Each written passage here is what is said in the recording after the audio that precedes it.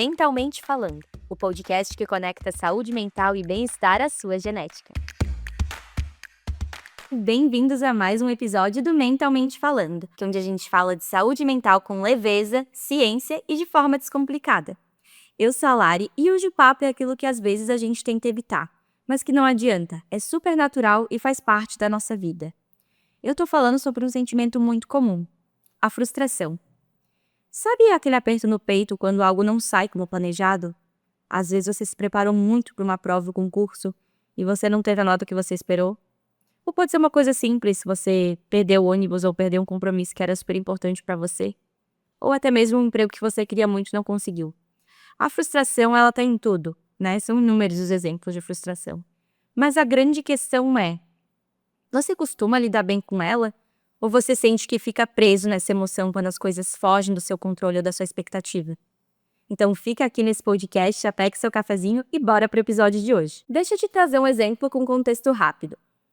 Imagina que você marcou um encontro, um date com alguém. Se arrumou, escolheu a melhor roupa, se perfumou e criou um monte de expectativa. Já estava até pronto para sair de casa. E de repente a pessoa manda uma mensagem. Desculpa, não vou poder ir. Ou pior, ela simplesmente some, te dá aquele famoso ghosting e te deixa sem resposta. Pronto, em segundos tudo pode virar um misto de raiva, tristeza e decepção. Isso é o que a gente chama de frustração, quando aquilo que a gente espera não se concretiza. Na psicologia, a frustração ela é basicamente o resultado do conflito entre a expectativa e a realidade. E olha só que interessante. Um estudo publicado na Frontiers in Psychology em 2019 mostrou que pessoas com baixa tolerância à frustração tendem a sentir mais ansiedade e até mesmo procrastinar mais. Ou seja, não é só um incômodo passageiro. Ela pode sim impactar diretamente no nosso comportamento e no nosso bem-estar. Além disso, a frustração ela pode aparecer de formas curiosas. Então, às vezes, você explode com uma coisa que aos olhos de outra pessoa pode parecer algo simples e pequeno, ou pessoas que procrastinam porque inconscientemente não querem reviver essa sensação do risco de falhar, ou gente que se sabota preferindo até mesmo nem tentar, porque assim não se frustra. Ou seja, quando você percebe, você pode até entrar nesse ciclo de evitação, onde você deixa de ter coragem porque você sabe que se você encarar, você corre o risco de falhar. E se você falhar, talvez aquilo esteja fugindo do seu controle, e aí novamente o que acontece? Você se frustra. Um outro estudo da Universidade de Rochester, em 2020, mostrou que pessoas com alta intolerância à frustração têm níveis maiores de desregulação emocional e tendem a desenvolver padrões de evitação, como desistir rápido ou até mesmo nem se engajar em novos desafios. Então, ao mesmo tempo que tem algumas pessoas aí, ou pode até ser o seu caso que está me ouvindo, você adia ou procrastina muito para fazer uma tarefa ou começar um hobby ou uma atividade nova pelo medo de falhar, tem gente que começa e não continua. Ou desiste rápido, né? Então, até mesmo nem se engajando em novos desafios. E quando a gente percebe, isso mina até mesmo o nosso senso de autoconfiança e de autoestima. Porque quando a gente erra, quando a gente se permite, realmente que a gente aprende uma coisa nova, né? Que a gente sente que a gente tá se colocando à prova, digamos assim. Até esses dias eu estava vendo um post que eu achei bem bacana, que era falando sobre a questão de hobbies, né? Porque em que momento que os hobbies se tornaram uma obrigação tão extrema em que a gente tem que ser bom naquilo que a gente faz? Tem gente que, ok, leva um tempo, né? Vai praticando e realmente fica bom naquilo que faz. Mas a questão é um hobby. Você não precisa ser ótimo no vôlei ou no curso de cerâmica que você começou ontem, sabe? Ou até mesmo se você já faz esse hobby há algum tempo, você não precisa ser o melhor do mundo nele, sabe? É aí que tá. A gente já tem tantas obrigações no nosso dia a dia e o hobby ele tem que ser um lugar de lazer, de descanso. Claro, também pode ser um lugar de aprendizado, de desafio, onde a gente se põe à prova, alguma coisa que vai fazer a gente realmente começar de novo a aprender, né? Fazer uma atividade nova ali. Mas o ponto é, em que momento em que isso deixou de se tornar algo divertido para se tornar uma obrigação? Então, sabe, uma reflexão aí que eu deixo para vocês. Mas voltando pro assunto. Afinal, de onde vem a frustração? O nosso cérebro ele foi programado para gostar de certeza e de recompensa. Então, sempre que você cria uma expectativa, o cérebro já está esperando aquela recompensa emocional. Quando não acontece essa recompensa, é como se ele desse o sinal de alerta. Ei, alguma coisa aqui saiu do controle, alguma coisa deu errado. Agora, imagina isso em situações maiores. Estudar meses para uma prova e não passar, ou se dedicar a um projeto no trabalho ou em alguma outra área da sua vida pessoal e, sei lá, você sente que você não teve o reconhecimento que você gostaria. Essa frustração, ela é ainda mais intensa. Em alguns casos, claro, a frustração é um sentimento comum, natural do ser humano, mas até muitos casos de pessoas com alguma condição ou transtorno mental, como ansiedade, depressão ou até mesmo TDAH, essa frustração, ela pode vir ainda mais forte, né. No TDAH, por exemplo, a gente tem a questão da disforia sensível à rejeição. Então, para as pessoas com esse transtorno é muito mais difícil lidar com uma crítica, ou enfim, ver o lado bom dessa crítica, digamos assim, vai ser muito mais difícil para o cérebro neurodivergente processar aquela informação. Então, se para mesmo pessoas sem essa ou outras condições de saúde mental, às vezes já é difícil lidar com a frustração, imagina com pessoas, né, que enfrentam aí alguma questão de saúde mental. Mas, gente, sempre, como eu reforço em todos os episódios, não saiam se autodiagnosticando. Se você desconfia, que você pode ter alguma questão aí de saúde mental, busque ajuda, vai num psicólogo, num psiquiatra. E, por favor, não saia se autodiagnosticando pela internet ou até mesmo por coisas que você pode ouvir por aí, beleza? Vamos lá, então, continuar para o nosso episódio. Tem um detalhe importante sobre a frustração. Pessoas muito perfeccionistas, obviamente, tendem a se frustrar mais, porque o padrão de expectativa é sempre lá no alto, quase inalcançável. E aí, quando vê, você já entrou naquele ciclo de comparação e tá pensando por que que a pessoa fez tal coisa e eu não fiz? Por que que ela fez em um curto espaço de tempo e eu não fiz? E quando vê, você entra nesse ciclo, né? Podendo até mesmo por algum período te gerar algum tipo de crise emocional, né? Onde a gente fica super reflexivo sobre tudo e pensando, será que o problema sou eu? O que que eu tô fazendo de errado? Né? Então, para quem é perfeccionista, isso é bem mais difícil. E segundo a APA, a American Psychology Association, 70% dos jovens relatam sentir altos níveis de estresse justamente por não alcançar as expectativas pessoais ou até mesmo de outras pessoas, como de familiares. Isso mostra o quanto a frustração está conectada à nossa forma de pensar sobre sucesso e sobre fracasso, que afinal de contas, no fim de tudo, é algo bem subjetivo. Às vezes o que pode ser sucesso para você pode não ser para outra pessoa. E afinal, quais os impactos da frustração na nossa saúde mental? Quando a gente lê, ouve ou pensa na frustração, normalmente a gente já vem com essa conotação negativa, não é mesmo? Até agora eu estava falando, digamos assim, dos lados mais negativos da frustração. Assim como acontece com outras emoções do nosso dia a dia, como a ansiedade, por exemplo. Mas a verdade é que essa e outras emoções que aparentemente logo de início parecem ter apenas conotações negativas, elas podem sim ter o seu lado benéfico e podem sim ter muito a nos ensinar. E aqui eu não tô vindo com papo de positividade tóxica nem nada disso, tá bom, gente?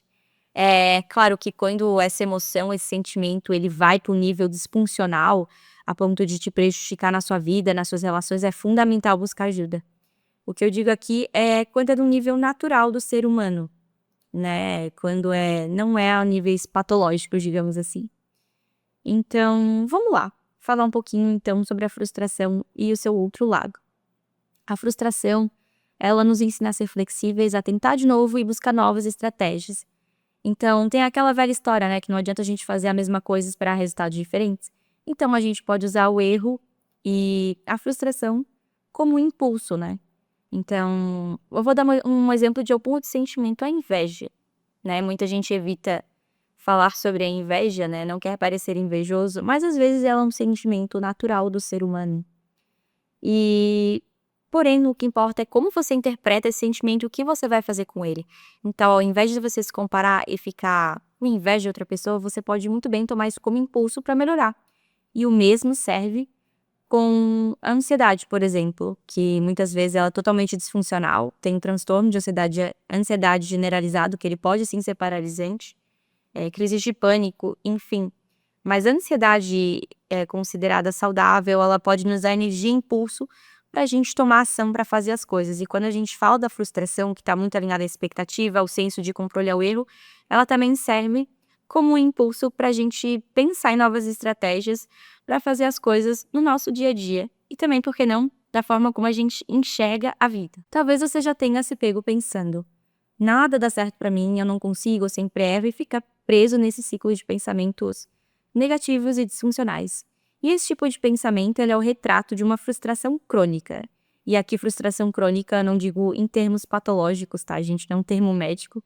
Crônica mesmo no sentido de ser uma constante na sua vida, no seu dia a dia. Quando a gente não percebe, ela vira uma narrativa interna que ela tá ali nos sabotando, né? A gente fica naquele ciclo de ruminação, de ficar pensando e pensando e pensando sobre aquilo, a ponto às vezes da gente nem começar, quando começar, já interromper aquilo para não correr o risco de se frustrar. E não é só psicológico, tem impacto físico também. Um estudo da Universidade de Illinois, em 2017, mostrou que pessoas que têm dificuldade em regular a frustração têm até 2 vezes mais risco de desenvolver transtornos de ansiedade.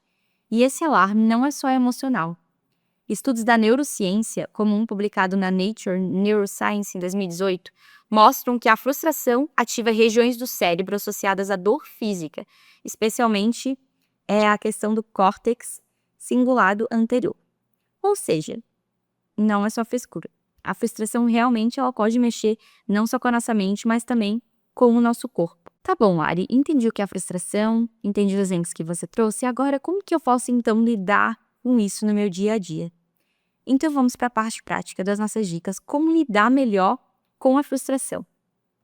Aqui eu quero compartilhar algumas estratégias que podem te ajudar aí no seu dia a dia. Primeiro, reconheça a sua emoção. Parece simples, mas muita gente tenta fingir que não tá acontecendo nada. Não, mas eu tô bem, tá tudo certo, eu tô maravilhoso, eu tô maravilhosa. Se permita sentir. Esse é o primeiro passo para você reconhecer e conseguir achar estratégias para melhorar. Então você pode dizer: eu tô frustrado, tudo bem sentir isso. Isso não quer dizer que você tá sendo negativo. Quer dizer que você tá reconhecendo o que você tá sentindo e aí fica mais fácil saber o que você vai fazer com esse sentimento. Ou seja, isso ajuda o seu cérebro a processar melhor. Segundo, é clichê, mas pratique autoempatia, pegue leve com você. Você falaria assim com um amigo? Você falaria assim com alguém importante, um familiar importante para você? Você seria cruel? Você diria para esse amigo: você é um fracasso e nada vai dar certo? Provavelmente não, né? Então por que você vai falar isso para você mesmo? Outra dica é questionar a narrativa interna. Como assim, Lari, questionar a narrativa interna? Eu sou um livro, eu sou um filme? Calma, eu vou explicar. Não passou na prova? Ao invés de você falar: meu Deus, eu fracassei, eu sempre fracasso, você pode se perguntar: que exatamente fracassou? Foi a minha preparação, a forma como que eu estudei, foi como eu estava me sentindo no dia, foram os meus métodos? Então separar o seu eu pessoal do evento, do acontecimento é essencial. Você não é só o que você faz, você tem a sua essência, você tem as suas qualidades. Então, às vezes não é um erro, não é um fato, ou até mesmo não é só o seu trabalho que te define, você é um ser humano antes disso.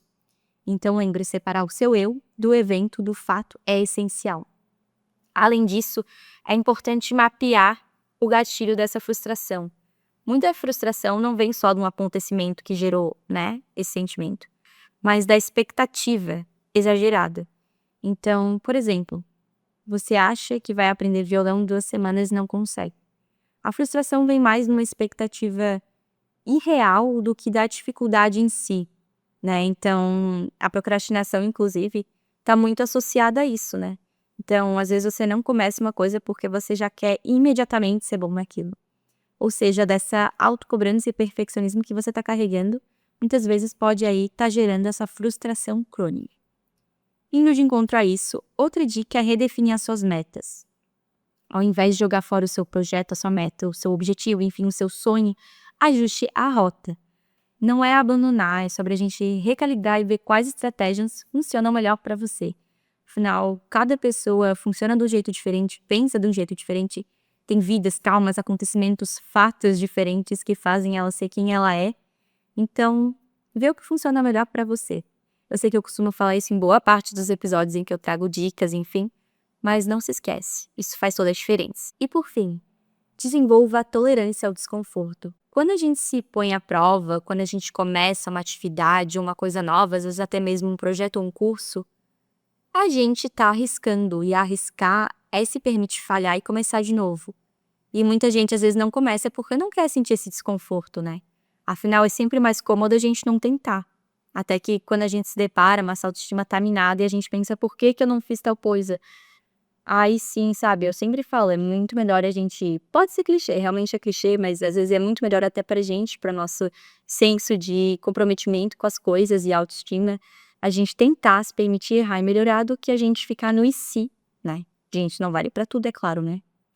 Enfim, sobre isso, se a gente sempre foge, né, desse desconforto, a gente não cresce. E isso é tão real que existe um conceito chamado Distress Tolerance, estudado em terapias cognitivas. Então, pessoas que treinam essa tolerância ao desconforto, elas têm mais resiliência diante da frustração. E, gente, por favor, não me entendam errado. Quando eu falo tolerância ao desconforto, eu não tô falando sobre relacionamentos tóxicos, situações que te deixam mal ou que te fazem mal, tá? Então, por favor, façam esse filtro, tá? Aqui eu tô falando sobre realmente essas questões do dia a dia, em que a gente precisa, às vezes, ter um desafio novo.